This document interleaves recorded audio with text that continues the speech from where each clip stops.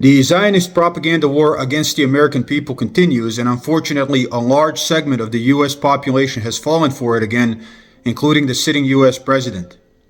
I just read a news article that President Trump is outraged by the malnourished appearance of the recently released Zionist prisoners. Mind you, that Gaza was under a siege, under a complete occupation for over a year. The Zionists, the Israelis, they prevented food from coming in. Palestinian children starved to death.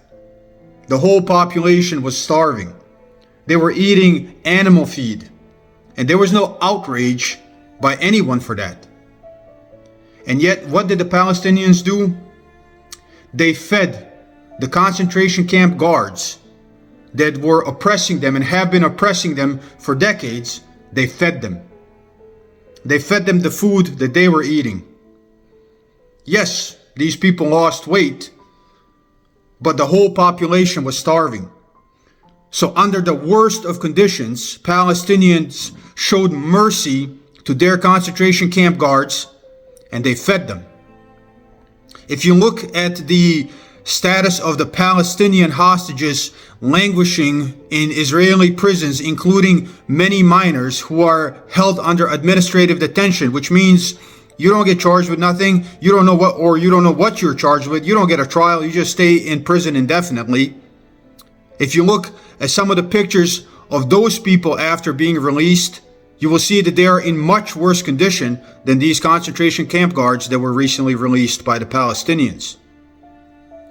We have a reason why these concentration camp guards look malnourished, because the whole of population that they were amongst was being starved as a method of war by the Zionists.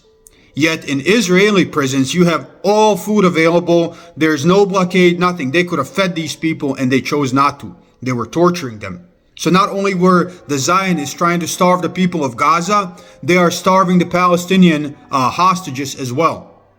Where the Palestinians fed their concentration camp guards whom they captured on October 7th, they fed them and they took care of them. It was the Zionists that were killing them and starving them. So the reason they look malnourished is because the Zionists starved them, not the Palestinians. The Zionists killed their own people in Gaza and they starved their own people in Gaza. And for the Palestinians to feed them shows what kind of enlightened people they are. They have been brutalized for almost 80 years, driven off from their homes, stuck in a ghetto in Gaza that is very reminiscent of the Warsaw Ghetto. They are brutally murdered every few years by bombs falling from the sky, which the Israelis call mowing the grass, and yet they still showed mercy to these concentration camp guards. These men that are being released are concentration camp guards. They are military. In Israel, everyone 18 or older, especially males, serves in the military, and these are military-aged men caught around the concentration camp by the inmates. That is what happened. What did we do to the concentration camp guards during World War II? We executed them on the spot. It is exhausting to watch how effective Zionist propaganda is in this country. They want us to feel no mercy for the Palestinians. When the Palestinian children die from starvation, there is no outrage from the president, there is no outrage from the media. And yet, when the concentration camp guards, the same people that caused that starvation, this is not the first time they starved them. When they caused the same people who have caused starvation of the Palestinians, when they are a little skinny, when they look a little malnourished because their own brethren tried to starve them by trying to starve the people who were holding them, we are outraged. It is a moral outrage. It isn't just an outrage, it is a moral outrage. It is reminiscent of the Holocaust. It is this. When are we going to realize that Israelis are not the only human beings on this planet? When are we going to realize that Israeli lives are not the only lives that matter? The people that they are oppressing, the people that they are robbing, the people that they are starving, the people that they are murdering are deserving of the same compassion as any innocent civilian that has been oppressed.